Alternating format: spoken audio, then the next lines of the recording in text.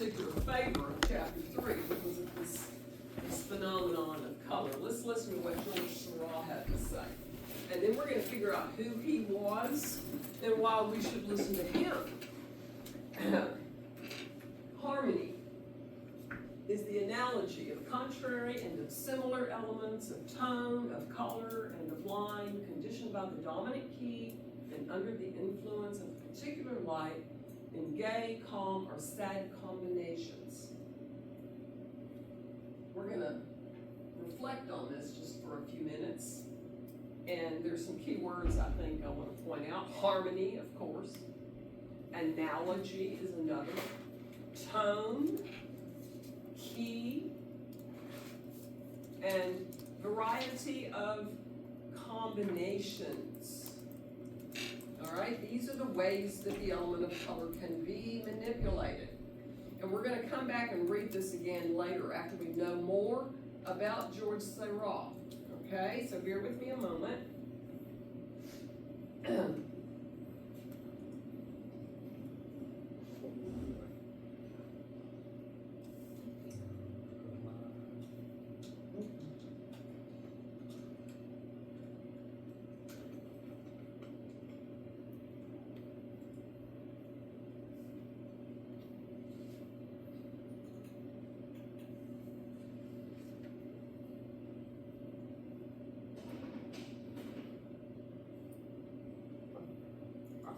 Studying an image by Seurat called Sunday on La Artist Grande Trio Line Jatte. presents A Sunday on La Grande Jatte by French painter Georges Seurat. The impressive oil on canvas painting, it measures over 200 by 300 centimeters, is also known as A Sunday Afternoon on the island of La Grande Jatte, or in French as Un dimanche après-midi à l'île de la Grande Jatte. Seurat started working on this painting in 1884, but finished it in 1886. After Seurat's early death in 1891, at the age of 31, the painting was owned by first his mother, next his brother.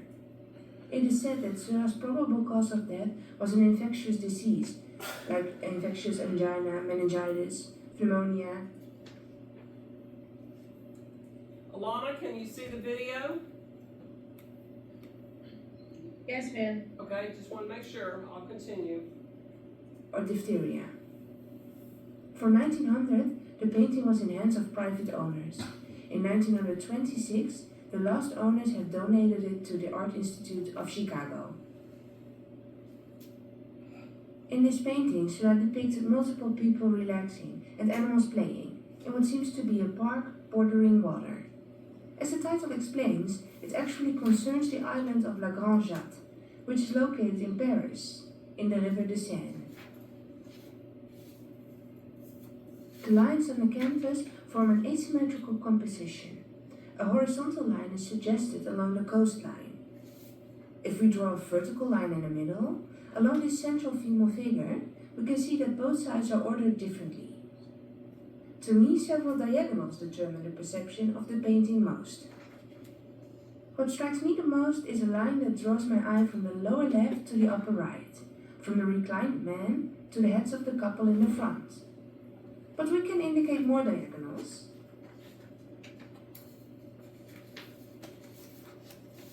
Yet Seurat probably used a way more thought-out division of the surface and a clever interplay of lines. According to the Art Institute of Chicago, Seurat's preparatory work involved numerous sketches, 28 drawings, 28 panels, and 3 larger canvases. If we draw a grid of, for example, 3 by 3, it makes sense Seurat could have used such a grid to arrange the composition. Looking at the painting, we can also perceive many parallel lines, for example, these diagonals. There's a certain rhythm, creating a sense of space and distance. Such a repetition is also visible in horizontals, and again in vertical lines. All these lines link the separate... Okay, I'm going to pause it there for a few minutes because I want you to know that this is called a linear analysis. Okay? It's as if you take like a tracing paper overlay and you look for these kinds of implications, whether it's vertical line that are actually actual, or whether it's some of the diagonals that you see repeated at different angles. Does that make sense? That is what we call a linear analysis. And it helps you figure out how Seurat formed the composition, right? And it helps you figure out your eye movement throughout the composition. So just to kind of clarify, we've been doing this already. We've learned about implied line and we've learned about actual line. And now we're looking at a canvas that is very, very large, upwards of about 10 feet in width and about 7 to 8 feet in height. It's very, very large canvas, okay? So I want you to, perhaps we'll see it there in the Art Institute, and you can get an idea of the sheer scale of the piece. But while we are talking about form, how the artist developed it, I don't think as the art historian that's discussing this piece for us right now, I think you will agree, and I believe, that all of this was carefully orchestrated by Seurat. It's not accidental. There's too many rhythmic similarities, too many repeated verticals, too many repeated horizontals, too many repeated diagonals for it to have been just an explosion or an accident, right? 28 preliminary sketches. You know, he did a lot of homework on a smaller scale before he approached this large canvas. So it's just something I want you to think about as we continue. Put figures in the suggested space. The sense of space is also created by using picture planes that sometimes overlap, but they mostly define distance by difference in size.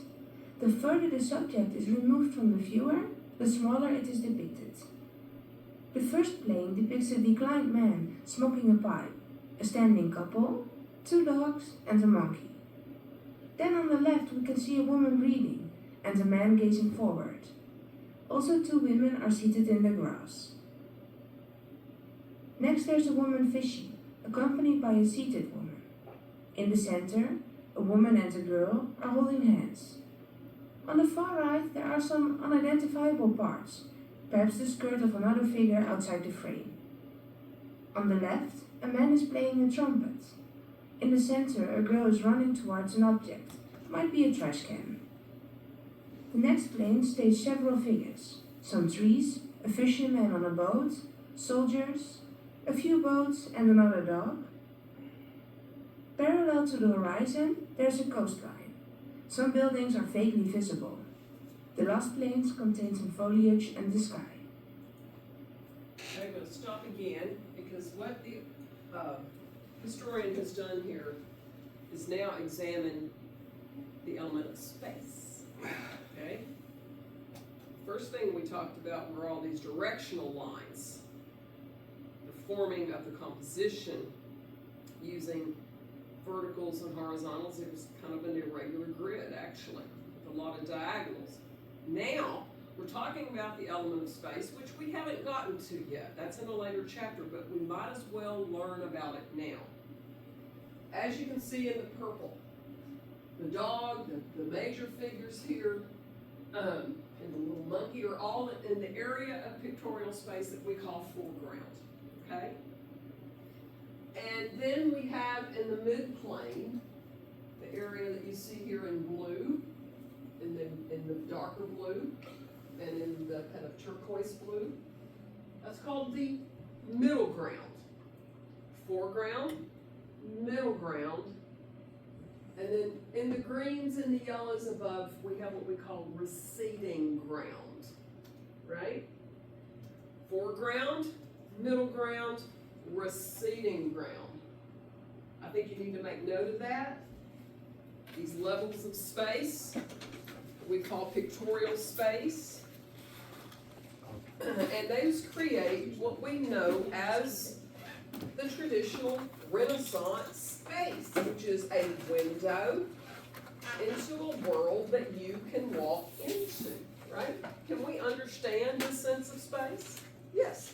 We can actually imagine walking into and receding and weaving ourselves through all the way back out into the open, deep, infinite space. It would be almost like a little maze, right? So Seurat was very interested in establishing this kind of deep space. Foreground, middle ground, receding ground.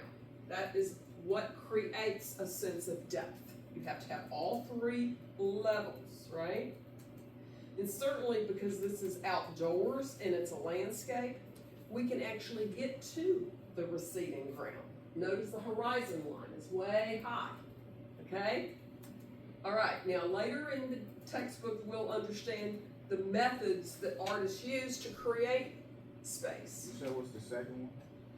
The foreground, middle ground, and receding ground. And just by way of a preview, the simplest way to create a sense of space is to overlap one thing over another, right? Here we have it. He did a lot of overlapping. These figures overlap each other, so therefore we know this man is closer to us than this man, right? Simple, overlap.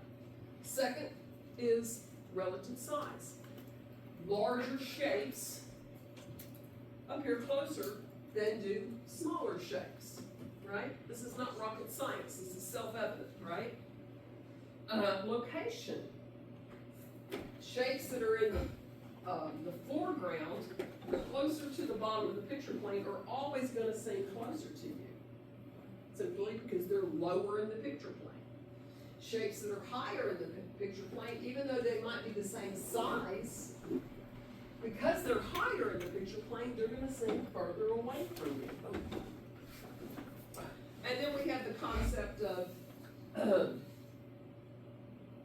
atmospheric and linear perspective that are not quite as applicable here. Seurat is depending on overlapping, relative size, and location to create this sense of foreground, middle ground, and receding ground. What is that type of photo like? What is it like? Like just looking at it, it's like what? Okay, photo. Right. This is really a painting, but it's a overlay, a little kind of shape analysis that has been probably done with Photoshop to help us understand the placement of the figures. I hope I'm answering the question. Okay, let's keep going.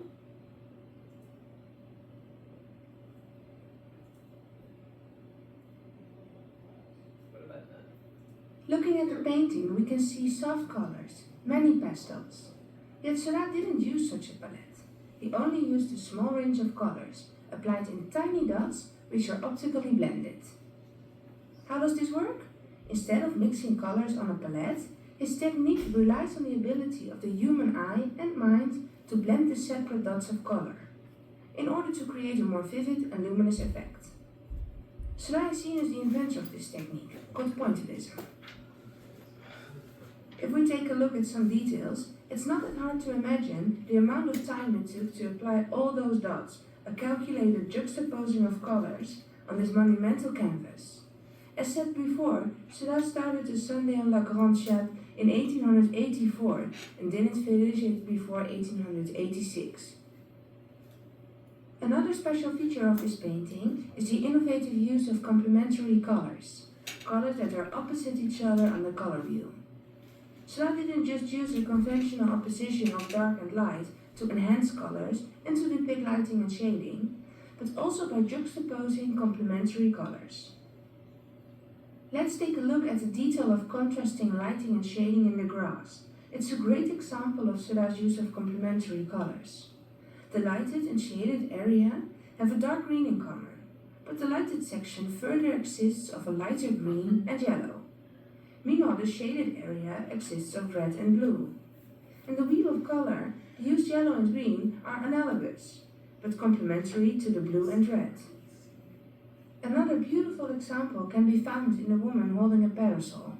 Her skirt exists of pink and orange, yet it casts a blue shadow. Seurat's color practice was greatly influenced by several color theorists, for example the contemporary chemist Michel-Eugène Gevreux, who researched the principles of color contrasts. Despite the intended luminous effect of the colors, the painting has a somewhat static character. Even though there is activity in the painting, the placing of the figures translates into a formal stiffness. A note of criticism was that Seurat only depicted the figures sideways or straight on, like rigid toy soldiers, or like in ancient art.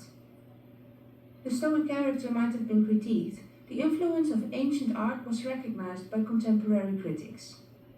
As Seurat himself said, he intended to make modern people in their essential traits move about as they do on ancient Greek friezes and place them on canvases organized by harmonies, thereby seeking a sense of timelessness, a sense of permanence. He specifically referred to the Parthenon frieze by Phidias, which was initially praised in Athens, Greece. A Sunday on La Grande Jatte was first shown in 1886 at the 8th and last Impressionist exhibition. The painting embraced, but also challenged several ideals of the Impressionist movement. It shows an ongoing Impressionist influence in use of color and light, visible brushstrokes, and subjects, yet it displays divergent choices in size, composition, and technique. Unlike the Impressionist tradition, Seurat didn't paint a spontaneous picture, capturing a fleeting moment. He chose a more academic approach. He did extensive preparatory studies and took his time to work on the canvas in the studio. He departed from the loose brushstrokes and applied calculated dots of color. This method allowed him to paint a more complex, large-scale composition. A Sunday on La Grande Jatte marks the start of a new direction in avant-garde painting, which thanks to art critic Félix Fénéon came to be known as New Impressionism. The scene depicts various characters in different activities, men and women, young and old, of different social classes, soldiers and boaters. The figures are sitting or standing, chatting, strolling, parading, or just gazing forward. What does Seurat want to tell us with this picture? The painting seems to be a coherent unity, though the scene is not readily explained. What are the relationships between the different figures? Does Seurat want to make a point by depicting different social classes side by side? Why is there a monkey present? According to the Art Institute of Chicago, by some, A Sunday on La Grande Jatte is interpreted as a depiction of the growing middle class at leisure, but by others as a representation of social tensions between different social classes who hang out in the same public places, but do not interact. Supporters of the alleged social commentary say Seurat used several symbols. The monkey would represent a prostitute. In French, a female monkey is called a zongeesse, which could also be used in reference to a prostitute. Some also suggest that an earlier work, The Bathers of Asnières, is to be considered as a pendant. In The Bathers of Asnières, Seurat depicted the opposite side of the river, the bank in the suburbs of Asnières, where the working class resides. This portrayal of casual real life would then contrast the bourgeois artificiality in A Sunday on La Grande Jatte. Though we can't be sure of the intended meaning, we can state that The Sunday on La Grande Jatte is a key work in art history, announcing a new direction known as New Impressionism. What makes The Sunday on La Grande Jatte such a remarkable painting is the scientific approach and the balancing between apparent contradictions, such as tradition and innovation, modernity and timelessness. Seurat achieved his particular ideals and technique at a very young age. He was 26 when he finished A Sunday on La Grande Jatte. Unfortunately, because of his early death, his oeuvre is not so extensive. Still, I'd like to share my personal favorite, Le Chalut. Thank you for watching this video by Art History Online. I hope you've enjoyed it.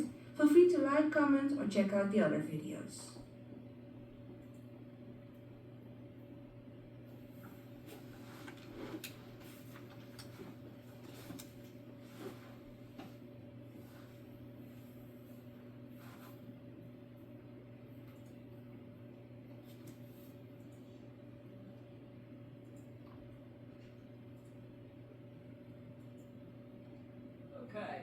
you should have the PowerPoint back now. Yes, Alana. it is. Okay. All right, so we took a little time to explore who was George Seurat. And maybe in your notes on your study guide, there is a little section where you can write some notes because he has introduced the element of color to us. And after looking at probably his most famous work, The Sunday Afternoon on La Grande Jatte, we may be able to understand what this quote means a little more. The word harmony. Harmony is about things that have something to do with one another.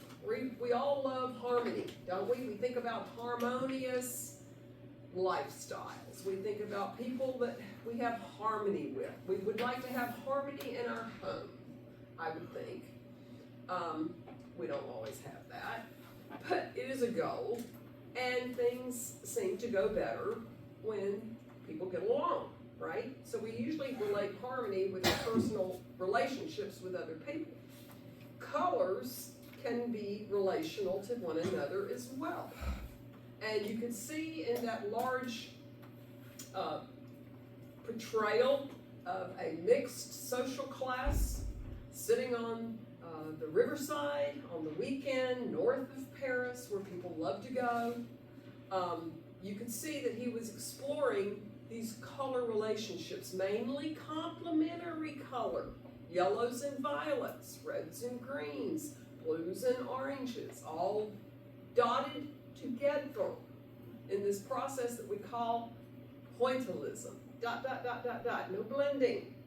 No blending. Took him 2 years to create this painting. And it was a very methodical, scientific approach to understanding the theorist Chevreul, who you saw shown up to the right-hand corner of the screen. He was the great color theorist of the day that these artists were listening to. And so now, once again, harmony is the analogy of contrary and of similar elements. Elements of tone, of color, of line, dominated by the dominant key, and under a particular light in gay, calm, or sad combinations. So hopefully you get a little bit better understanding of what he said here, because his painting certainly reflects that he was combining these colors, looking for various tones and keys that would give us different kind of visual, emotional effects as a result of the way they were combined. Color usually does not stand alone, okay? There's usually another color adjoining one color, right? Now, there is such a thing as what we call a monochromatic color scheme. Michael, can you stand up just for a minute? Yeah. We're looking at a monochromatic t-shirt using red, violet, OU maroon, if you will, and white. It's just one color, correct? There's probably some other monochromatic, thank you, Michael. There's probably some other monochromatic statements in the room here as well. But when you use just one color, along with black and or white or any variation of gray, that's called monochromatic. We're soon going to be learning the use of two colors, which we've already discussed, which is usually shown with opposing colors that we call complements, okay? Then we're going to be learning about three colors, which usually show up in a pyramid. Yellow, blue, red. 1, 2, 3, right? The fourth type of color combination is called analogous. And that's where we have colors that are shoulder to shoulder. Yellow, yellow-orange, orange, red-orange, red, red-violet, right? Warm or cool. Yellow, yellow-green, green, blue-green, blue, blue-violet. Those are cool analogous, right? So 1, 2, 3, 4 color combinations are what we enjoy as we look at the world around us. Why is a rose so beautiful? A red rose? Because it's framed by all of those beautiful green leaves. Nature is full of complementary relationships. I love to go out to the mountains to look at those big orange rocks against the blue sky, right? If you look, and my flowers are fixing to start blooming, and I'm going to have beautiful yellow blooms against blue, and against violet. I've got yellow irises and I've got violet irises, right? I mean, I did that purposely. But nature reflects complementary relationships all the time. And designers do the same thing. If you look at the colors of mascots, I come from Louisiana, go Tigers. You know, LSU, yellow and violet, yellow and purple, blue and orange. Christmas, red and green. We use it commercially a lot, as well as naturally in nature. All right, so moving ahead, hopefully now, by understanding a contribution to the world of art made by George Seurat, we see his beautiful Sunday afternoon on Lagrange type. The historian talked a little bit about this time period. Now, underneath George Seurat's name, I'd like you to write down Post-Impressionism. Post, P-O-S-T, means after. Seurat was part of a movement called Post-Impressionism. And Impressionism is spelled just like it sounds, impression, with an ism at the end, okay? Another word for that is called neo, French for new. Okay? New Impressionism. N-E-O? N-E-O. Dash Impressionism. So basically what this means is Seurat was part of a movement that came after the big movement called Impressionism. We've already discussed a couple of artists that were part of the Impressionism movement. Renoir, back in chapter 1. Okay? So just to put this in sequence in time, the Impressionism movement occurred in the middle 1800s in France, okay? The Post-Impressionism movement came after that. So we have Le Grand Jatte being created in the later 1800s, okay? Because he was part of a group that followed the great Impressionist painters such as Claude Monet and Renoir and Mary Cassatt and some others that we'll study. Edgar Degas, remember the laundress in chapter 1 by Edgar Degas? He was part of that Impressionism movement, okay? So just to kind of put this in sequence for you. The Neo and the Post-Impressionists, those mean the same thing, were listening to the scientists that were trying to figure out this phenomenon of color. Right? Color is really a phenomenon. It's a scientific phenomenon. If you've been in a physics class, you've studied about the great scientist Isaac Newton, who we think of in relation to discovering gravity. But Isaac Newton was the first person to hold a prism up to the light and see the light rays bent and refracted. And to understand that light is the source of color. So that is what another feather in Isaac Newton's hat, is that he understood the phenomenon, the scientific phenomenon of color. When we have a lot of light, we can see a lot of color. When we have less light, we don't perceive color, right? The greatest time of observing color is at high noon, because that's when we have the greatest amount of light in nature, right? So another thing that the Post-Impressionists were all doing is going out of doors. They were all excited about going out of doors and observing light and color, because it was greater out of doors rather than in a dimly lit studio, okay? The middle 1800s was a great time of revolution in Europe and across the world, and we're talking about the Industrial Revolution, right? A lot of industry, people moving from the farms into the cities to man these factories. factories that were producing machine-made goods, right? All the rage. The smokestacks went up, factories got established, sadly, along the riverways, and pollution didn't start yesterday. Pollution began in the mid-1800s when all these factories started dumping and polluting both the waterways and the air, right? If you've ever been in a history class or a science class, you've studied about the pollution that occurred during this time of great industrial progress. We also had the scientific revolution happening in the middle 1800s. Industry and science, right? And we had great revolution in relation to creative achievements. The camera had been perfected. The printing press had been perfected.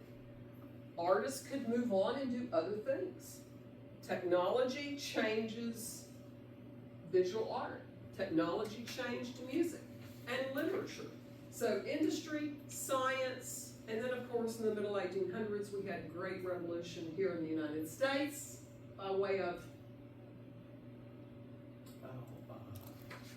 the Civil War, all right? So it was an incredible time of change.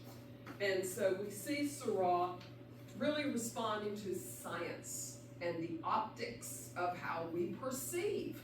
He didn't want to blend, he wanted to examine how dots of color intermingling together will create another impression from a distance. The eye will mix the color instead of the hand mixing the color, all right? So this painting is just like this incredible scientific experiment of color. Notice on the edge, you see dots of color of red juxtaposed against dots of color of green, and then you'll see an area where perhaps you have a little orange, and then you'll see blue. And notice how this framing device that he put all the way around the canvas shimmers and changes to respond in a complementary way to the color that it's next to. So you get this kind of shimmering, it's called simultaneous contrast, where he's framing the painting by using its complementary color to make it vibrate. Complementary colors. You put a red next to a green, and you're never going to see anything more intense, because those are the two farthest locations. Red is the furthest away from green. It's the most different from green in this wheel of color. You follow me? Therefore, it's going to provide you the most extreme contrast of color. You'll see in the pop art movement, you'll see in advertising, designers will pop the color by putting its complement next to it, because you get this vibration of color, okay? If you put green next to blue-green, I mean, that's lovely, but it's not got that much contrast, right? You gotta get something much different. Just like black and white offers the most extreme value contrast, complementary colors offer us the most extreme color contrast. And so, again, the Grand Jeté. One other thing I'd like to say about this painting that was mentioned in relation, we talked about the subject. The subject is obviously these people gathering at the riverside, and we saw some symbolism, different walks of life, the monkey representing the prostitutes. There are some other references to aristocrats in their top hats, and high fashion of the day, which was the bustle. Did she just have a big behind? No, this is an apparatus that women would wear. God knows who designed this. And what it did, I don't know what it did visually for anyone, but it gave maybe the appearance that your waist was small. Who knows? But it was the height of fashion, right? Men wore coats that came to their knees and these stovetop hats. They would usually carry a cane and they would look very proper and very aristocratic, very wealthy. People cared about what their clothes represented. So they all go to the riverside on the weekend in their Sunday best. We don't do that today. We get a little bit more casual. But here we have our umbrella and our parasol and all of the finery of wealth and what that can say about us, right? Then also we have juxtaposed maybe a working class stiff over here, you know, with his pipe and his leisure. But then we also see strolling along the way children and women and people that are kind of isolated one from another. They're really not interacting very much. But we've got this melting pot of a mixture of society. Suddenly, in the cities, we have farmers that were working in the fields a year earlier, but now they're manning a post at a factory, working 16 hours a day. No child labor laws. Only to go home, drop dead, and do it again the next day. I mean, just not a great lifestyle, you know? But hey, there was money to be made, factories to be staffed, and then we also have the idea of the newly wealthy, all right? Because this was a great time of commerce. And we can go now to the very first time to what we call the department store, okay? And buy our Sunday finery, even though we are a peasant and we work in a factory, we can look like an aristocrat, right? Our clothing can mask our walk of life. You follow me? And that was a whole new thing about French society. The aristocrats with their nose in the air, and you know, the haves and the have-nots. I mean, the French are very proud of their societal ladders, right? But this is a time period where the middle class and the peasants could rise up and suddenly enjoy the benefits of city life in being able to go out and purchase a garment at a department store that elevated them. Do you follow me? And so this industrial revolution helped to create domestic bliss in a way for some people, because they could now furnish their apartment and they could benefit from the societal progress. There were pros, there were cons, right? You saw the alternative of the other side of the river that Seurat painted a few years earlier. The other side of the river was the working class, and you didn't see any Sunday finery. So this is something that it was a leisurely activity that came from the Impressionist movement. But think about it today. We love outdoor cafes. We love going and being able to be in nature on the weekends and when we have leisure time, getting in the outdoors. And people love to go to the riversides along the Seine and other rivers outside of Paris. And so this is kind of a melting pot, if you will, of different levels of society and this experimentation with pointillism. Another word I'd like you to write down is optical mixture. Optical mixture means the eye blends the color and not the hand. The eye will optically mix the colors from a distance so that when you've got dots of blue mingled with dots of green, what are you going to see from a distance? Blue-green. All right? Dots of yellow mixed with dots of red, what are you going to see from a distance? Yellow and red make orange. Okay, so we're going to explore this a little bit more in depth. We've learned quite a bit. And for note-taking purposes, here they are. I'd like you to list, in the last 5 minutes of class, the characteristics of this movement that came before Neo-Impressionism. We can't really study and understand post-impressionism if we don't know what impressionism was, right? So let's back up just a little bit. This is gonna be 5 bonus points for you on the next test. Tell me the characteristics of this very big important movement called Impressionism. We talked about this a little bit when we looked at Renoir's painting of the harbor back in chapter 1. But just for note-taking purposes now, please list. Number 1, open air painting. The French call that plein air. And basically what that means is the artists were going out of doors and capturing nature or cityscapes or the river scene that you just saw. And they had more light. Secondly, broken brush strokes. Broken brush strokes. We don't blend. As we discussed earlier when we looked at Renoir's harbor painting, he kind of had big dabs of paint. Later, George Seurat serialized those into little dots the size of a green pea.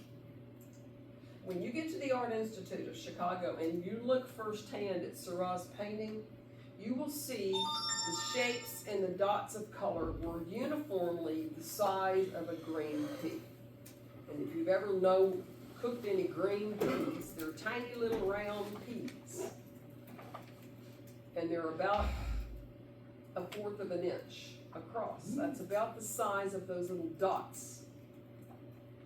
1/8 of an inch to 1/4 of an inch. Ordinary people doing ordinary things was the genre. You know, I mean, and of course, Le Grand Châtelet, which followed Impressionism. You saw people just hanging out on the edge of the riversides. They were just at leisure doing what people do when they can relax, right? Ordinary people doing ordinary things. Leisure activities as a new subject for art making, right? Leisure activities. I already talked about optical mixture, no blending, ...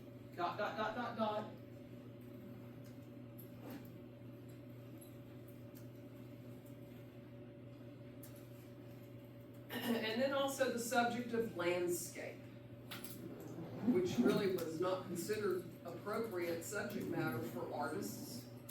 Landscape just by itself was not important enough. And the big key artists that were part of this movement, and we're going to be looking at every single one of these artists. We've looked at 2 already, very briefly, but Claude Monet, Auguste Renoir, Edgar Degas, Mary Cassatt, who was an American female artist that joined the group, and then Berthe Morisot, who was a French female artist.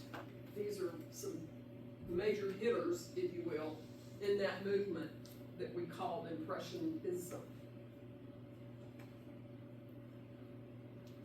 And that brings us right up to the end of class. What we'll do at the beginning of class tomorrow, next list, is what then is post-impressionism. All right? We have our basis of impressionism, and we're going to see how post-impressionism builds on that. Okay? So, Go back to the next last slide. yeah, It's 12:15, and I wish y'all a good afternoon. And Jillian and William, if y'all stick around just for a minute, we'll schedule a time. Y'all have a great afternoon.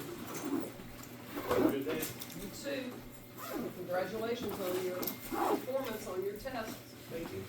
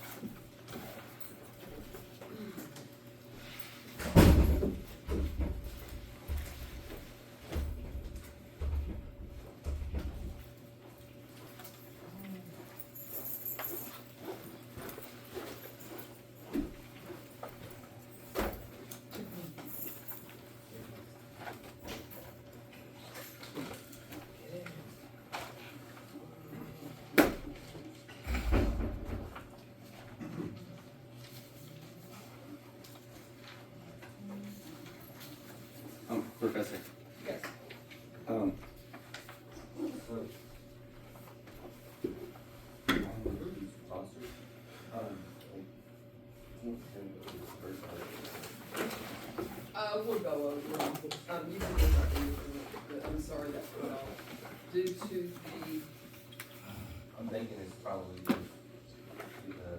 many harmonious hues, that's what Okay. I said, many. and you said the glossary words are in our book? Yeah, Okay. and you can just write them in, we'll go over it in class, but, Okay. sometimes you can almost make sense of what it must say, I'm sorry about that. No, no, no, But you're we'll, good. we'll go over it and, clarify that, Okay. just so that you'll have the full definition. But you can look in the very back of the glossaries there, and you can double check. Those came straight from the glossary, okay? Okay. It might be multiple colors or many colors. Oh, okay. Got it? Yes, ma'am. Hey, Jillian, I have tomorrow afternoon. Y'all, What time tomorrow? my time is 2 to 5. Well, actually 2 to 4, because it takes an hour for me to take this test.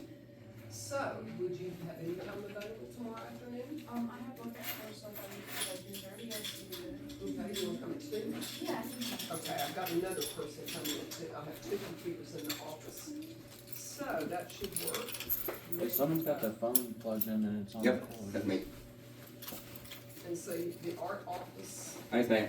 is just directly to the right as you walk in the building, and the building is right behind the theater. Okay. There's a big sculpture out front, and that's where we'll take our test. Okay? And William, how about you? Do you have any time tomorrow afternoon? I wanna, just a little more further back. I mean, a little more further, yeah, a little more further. Because, I feel like I'm not ready for that test. I don't wanna take the Did test. you work on your study guide? You've been working on your I don't study have a guide? study guide. So, did you remember, I wasn't here, Friday. Yeah, well, the study guide template is on Blackboard. It's a Word document That's what it is. on Blackboard, and you need to, I don't understand it. I don't understand none of it. Like, I don't understand how y'all. All right, Professor, have a good day. okay, thank you. Yes, ma'am.